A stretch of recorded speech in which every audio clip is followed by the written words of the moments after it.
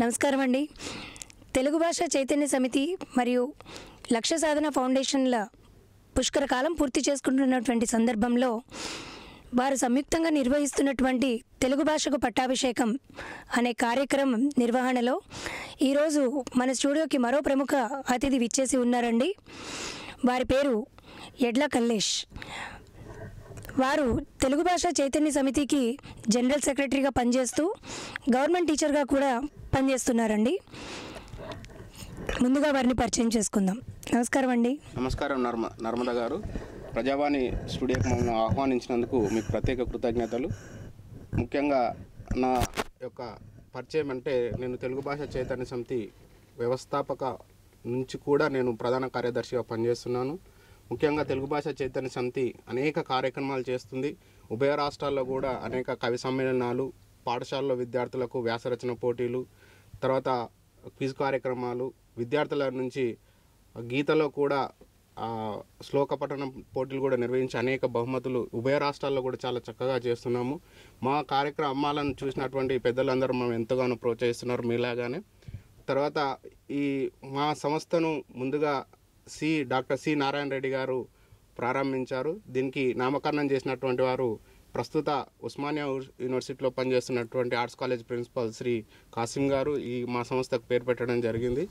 ఈ మా తెలుగు భాష చైతన్య సమితి చేసేటువంటి కార్యక్రమాల వల్ల ఉభయ తెలుగు రాష్ట్రాల్లో కూడా తెలుగుకు భాషకు మేము మంచి సేవ చేస్తున్నామని గుర్తించడం జరిగి మనం పిలవడం వల్ల పిలిచినందుకు గాను మీకు ప్రత్యేక ధన్యవాదాలు. తెలుగు భాషకు మూలాలు ఏంటి?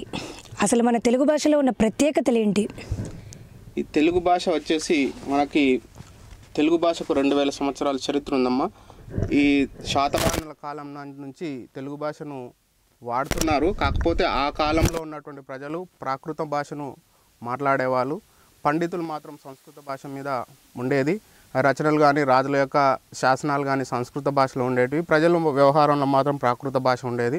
ప్రాకృత భాష ఉన్నప్పటికీ కూడా తెలుగు భాష ఆనాడు ప్రజలు ఉపయోగించేవాళ్ళు.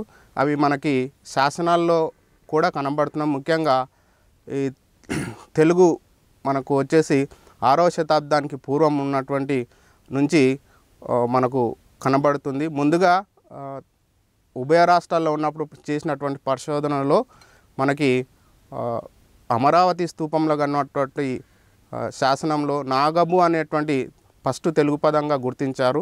తర్వాత పరిశోధనలు ఇంకా ముందు కొనసాగిన తర్వాత ఆ మాటను నాగబు కాదు అది నాగబుద్ధ అని తేలింది. కాబట్టి అది తెలుగు యొక్క ఆనవాళ్ళు ఉన్నట్టు గుర్తించలేదు. ఆ తర్వాత శ్రీగోపుడు, శ్రీముఖుని నాణేలపైన మనకు ముందుగా ఉన్నటువంటి మొదటి మాటగా నారణ అనేటువంటి పదాన్ని మనము తెలుగు పదాన్ని గుర్తిస్తున్నాం. అదేవిధంగా అనేక శాసనాల్లో విర్యాల కామసాని గూడూరు శాసనంలో కానీ, జినవల్లభుని కురిక్కాల శాసనంలో కానీ మన తెలుగు పద్యాలు ఉన్నట్టుగా గుర్తించారు. రీసెంట్గా కూడా మనకి తెలుగు భాష ప్రాచీన హోదా కూడా లభించడం జరిగింది. అది తెలంగాణలో దొరికినటువంటి కోటిలింగాల్లో దొరికినటువంటి జినవల్లభుని కురిక్కాల శాసనంలో కందపద్యాలను చూపించే మనము తెలుగు భాషకు ప్రాచీన హోదా సాధించడం జరిగింది. అప్పటి నుంచి నన్నయ్య తిక్కన గారు ఇతిహాసాలైనటువంటి మహాభారతాన్ని ఆంధ్రీకరించడం, తర్వాత తెలంగాణలో ఉన్నటువంటి పోతన గారు భాగవతాన్ని తెలుగులోకి అనువాదించడం, తర్వాత ఈ కార్యక్రమాలను చేసుకుంటే తెలుగులో వచ్చినటువంటి అనేక కావ్య ప్రక్రియలు కానీ తెలుగు భాష మనకు కనబడుతుంది.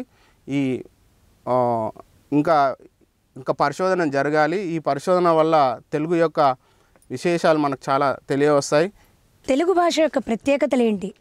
మిగతా ద్రవిడ భాషలతో పోలిస్తే మన తెలుగు భాషలో ఉన్న ప్రత్యేకతలు, దాని తేడాలు ఎలా గమనించవచ్చు? ముఖ్యంగా మన భారతదేశంలో 1652 భాషలు ఉన్నాయి. ప్రపంచవ్యాప్తంగా మనకి 5000కు పైగా భాషలు ఉన్నాయి. ఇక్కడ ప్రపంచవ్యాప్తంగా ఉన్నటువంటి భాషావేత్తలందరూ ఈ భాషలను చాలా ఒక భాగాలుగా విభజించారు. అందులో మనది ద్రవిడ భాష కుటుంబానికి చెందినటువంటి తెలుగు భాష. మళ్ళీ ఈ ద్రవిడ భాషల్లో కూడా 3 కుటుంబాలుగా విభజించారు. దక్షిణ ద్రవిడ భాషలు, మధ్య ద్రవిడ భాషలు, ఉత్తర ద్రవిడ భాషలు. ఈ తమిళం, తెలుగు, తమిళం, కన్నడ, మలయాళం, కొడుగు, తుదా, తులి ఇట్లాంటి భాషలన్నీ దక్షిణ ద్రవిడ భాషలకు వస్తాయి. మన తెలుగు మధ్య ద్రవిడ భాషలోకి వస్తుంది. అదేవిధంగా ఈ ఇంకో బాహురి, తర్వాత కుడు, ఇంకో 2 భాషలు ఉత్తర ద్రవిడ భాషలో ఉంటాయి. మొత్తం ద్రవిడ భాషలు వచ్చేసి 21గా ఉన్నాయి.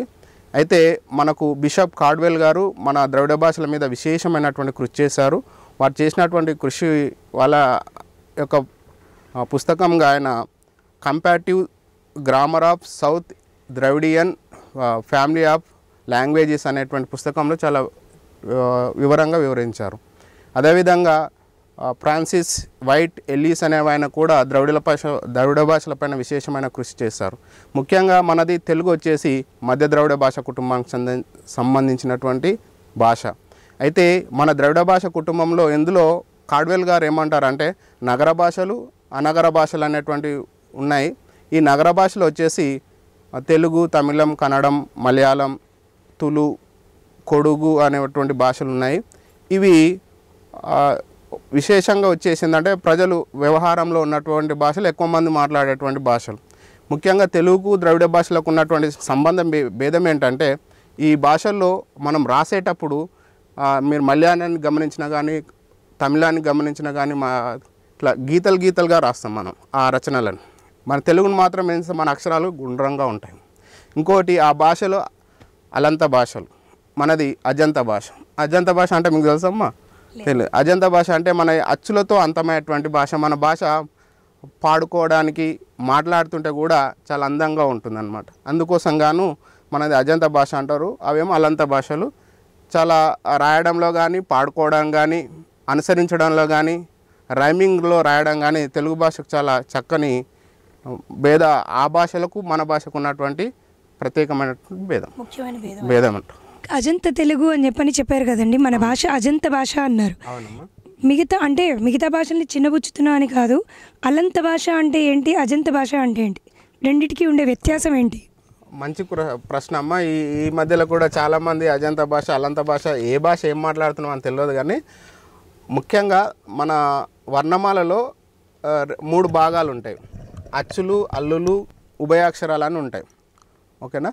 అందులో ఇప్పుడు నా పేరు కల్లేష్ అన్నప్పుడు నా లాస్ట్కి షకారం పొల్లు పలుకుతున్నాం.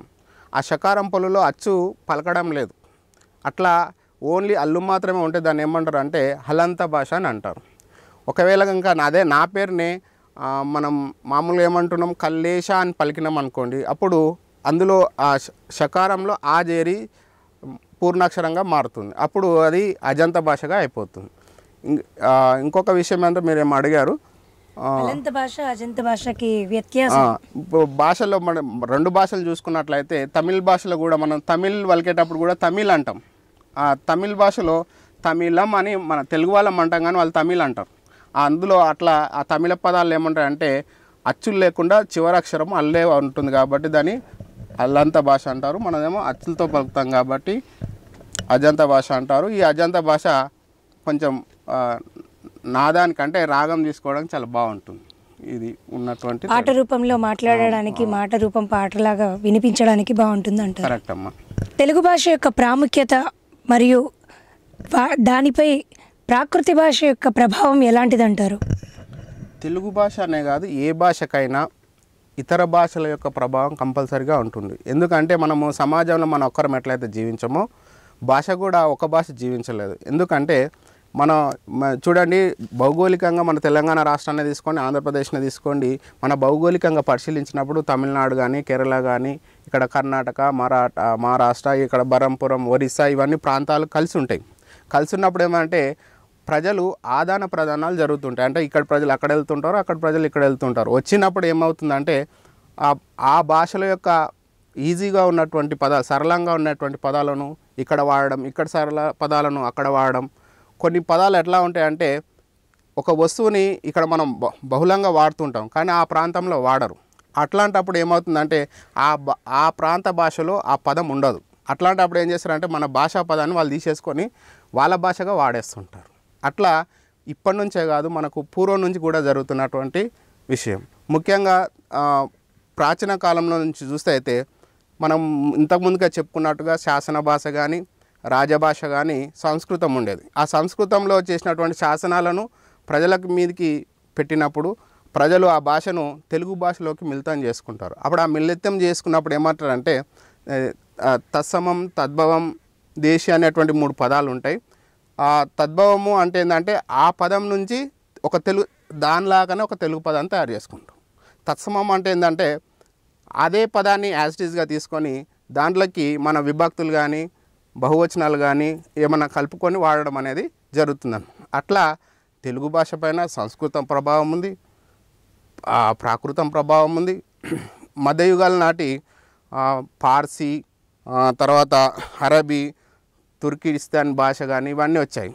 తర్వాత ఆ 2 భాషలు ఈ భారతీయ భాషలు కలిపి ఉర్దూ భాషగా ఏర్పడింది. పక్కగా ఉన్నటువంటి మహారాష్ట్ర నుంచి మరాఠీ పదాలు కూడా మనకు చాలా వస్తాయి. అదేవిధంగా బ్రిటిష్ వాళ్ళు వచ్చిన తర్వాత కూడా బ్రిటిష్ వాళ్ళు మనకు 2 రకాలుగా వచ్చారు. ఒకటి డచ్ కంపెనీ వాళ్ళు వచ్చారు, ఒకటి ఈస్ట్ ఇండియా కంపెనీ వాళ్ళు వచ్చారు. డచ్ కంపెనీ నుంచి మనకు పోర్చుగీస్ భాష, తర్వాత డచ్ భాష, ఫ్రెంచ్ భాష వచ్చింది. యాజ్ యూజువల్గా మన ఆంగ్లేయ నుంచి ఇంగ్లీష్ భాష కూడా వచ్చింది. ఇప్పుడు కూడా మనం చాలా మాట్లాడుతూ ఉంటాం. ఇప్పుడు నాకు ఇక్కడ పెట్టారు, దీన్ని ఏమంటామమ్మా? మైక్ అంటాం. మన తెలుగులో పదం లేదని, కానీ ఈ 2 పెట్టి కూడా మైకులు అంటాం. మీరు మైకులు పట్టుకున్నారమ్మా అంటే అది బహువచనం. మనం చివర ఒక లు అనేటువంటి ప్రత్యయం చేసి మాట్లాడుకుని దాని తెలుగు భాష పదంగా మాట్లాడు. ఉదాహరణకి కివీ ఫ్రూట్ వాడుతున్నాం ఇప్పుడు ఈ మధ్యలో. కివీ ఫ్రూట్ అంటాం, ఇంగ్లీష్ వాళ్ళైతే అది అంటారు. మన దగ్గర అది పండదు కానీ మనం ఏమంటున్నాం దాన్ని? మన దగ్గర ఆ భాషకు సమానమైన పదం లేదు కాబట్టి కివీ పండు అని మనం మాట్లాడుకుంటున్నాం. అట్లా ఇతర భాషల నుంచి అనేక భాషా పదాలు మనకు వస్తుంటాయి, మన భాషలు కూడా వస్తుంటాయి. ఇప్పుడు ఆ నెంబర్స్లో కూడా కొన్ని నెంబర్స్ ఆంగ్లేయులు కూడా మన తెలుగు పదాలని వాళ్ళు ఇంగ్లీష్ పదాలలాగా వాడుతుంటారని మన భాషా శాస్త్రం చదివినట్లయితే అక్కడ చాలా తెలియవస్తుంది మనకి. ఇట్లా ప్రతి భాష పైన ఆంగ్లేయులు కూడా మన తెలుగు భాషని వాడతారంటారా? అంటే మనం ఇంగ్లీష్ని ఇచ్చేసుకున్నాము, వాళ్ళు మన దగ్గరికి వచ్చి మన రూల్ చేసి వాళ్ళ భాష మనకి అంటించి వెళ్ళారు, మన దగ్గర నుంచి వాళ్ళు కూడా తీసుకుని వెళ్ళారు అనేది అంటారా? అవును, కొన్ని పదాలు ఉన్నాయి నాకు ఇప్పుడు ఈ సమయానికి గుర్తు రావడం లేదు, కానీ ఆ పందికొక్కు అనేటువంటి పదం ఉందంట. ఆ బ్యాండీ కుక్కు ఏమో అంటారు అటు వాళ్ళు. తర్వాత మనకి 3 ఉంది.